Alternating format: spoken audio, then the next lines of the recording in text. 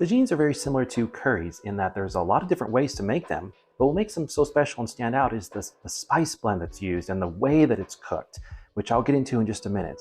Tagines are usually cooked in a tagine pot traditionally, and that's made of clay or ceramic, and it has a kind of a cone-shaped lid which traps in the moisture and the steam, and it makes everything turn into this buttery perfection.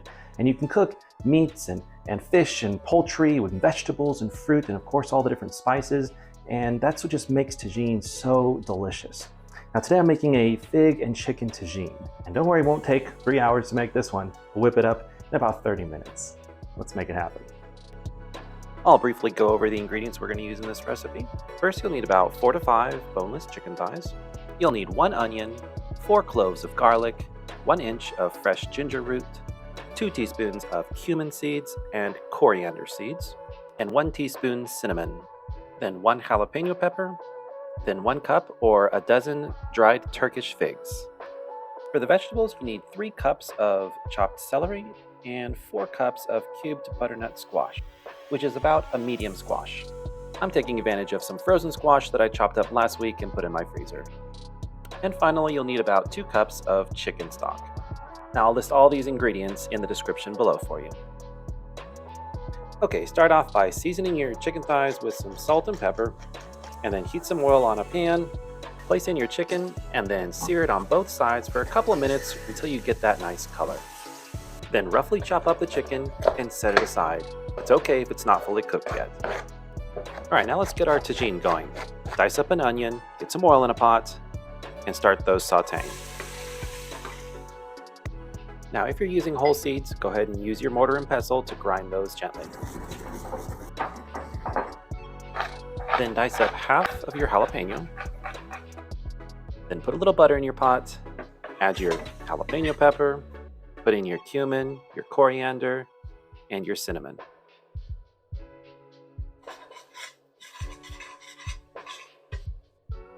Next, add your 4 cloves of crushed garlic and grate in your fresh ginger root.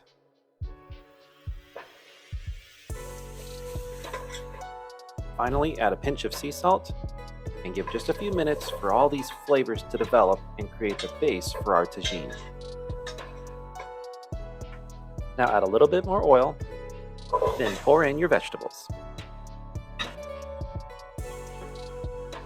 Add 2 pinches of sea salt and some black pepper and give it a good mix.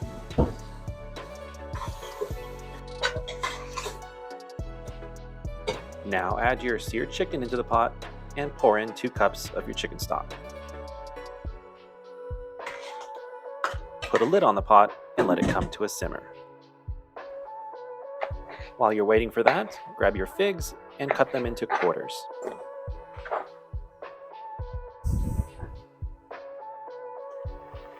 Once you have that simmer, give it a little stir and then add in your figs. Then place the lid back on the pot with just enough room for the steam to release a little. Let it simmer for 5 minutes and then give it a stir. Place the lid back on and let it simmer for another 5 minutes. Meanwhile, slice up the other half of your jalapeno and chop up some cilantro and set aside for a garnish.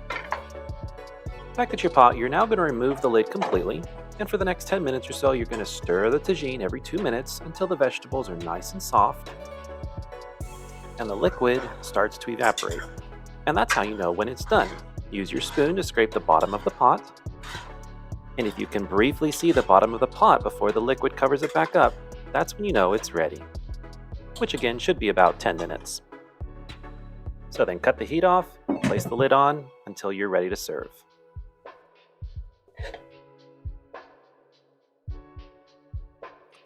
Serve it up, remember to garnish, and there you have it, fig and chicken tagine, just packed with flavor. This recipe is definitely worth a share.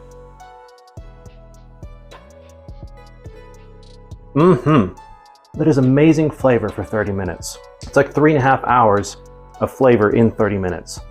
Check that out. It's so good, guys. Now you could serve this as is, or you could put it over some rice or couscous, however you want to do that. But definitely try this at home, and we'll see you next time.